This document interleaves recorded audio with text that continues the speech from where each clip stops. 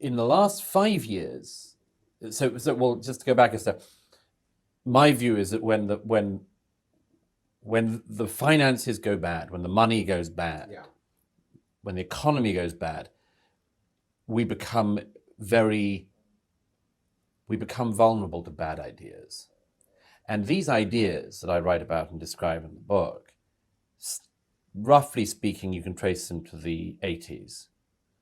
And it's a few theorists at universities like Berkeley and Wellesley.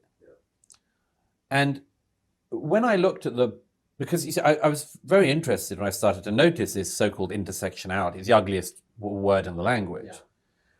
And I assumed for a while that when people were citing the scholarship on this, that this was meaningful scholarship. I was amazed when I found what this is actually built on.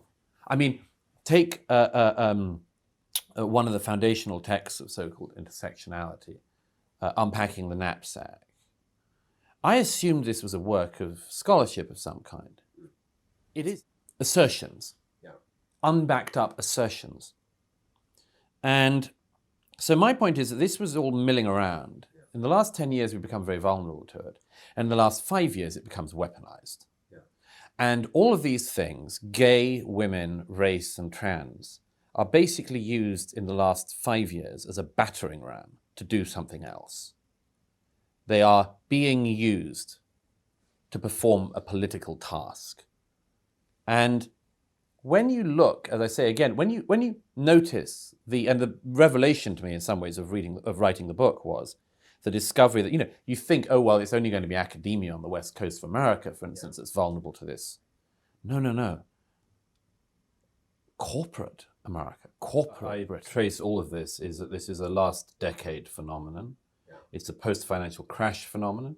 We recognize always when we look at history that when the finances go wrong, when the money goes wrong, something else happens. Other things begin to go on. And it's almost as if we've ignored that in our own time. But the financial crash seems to me to have, among other things, disenfranchised a generation from capitalism. And that's understandable. I mean, I don't want to just moan about this. It's very understandable to me that a young person who can't accumulate capital won't have much love of capitalism. So when the right says, why are you anti-capitalism? Well, here's a reason. Here's a very good reason. Is it surprising that people who can't get on the housing ladder and see no way that they ever could might be attracted to a set of ideas that presents itself as capable of answering every inequity on earth now? Oh, I can see the attraction. We will make America great again.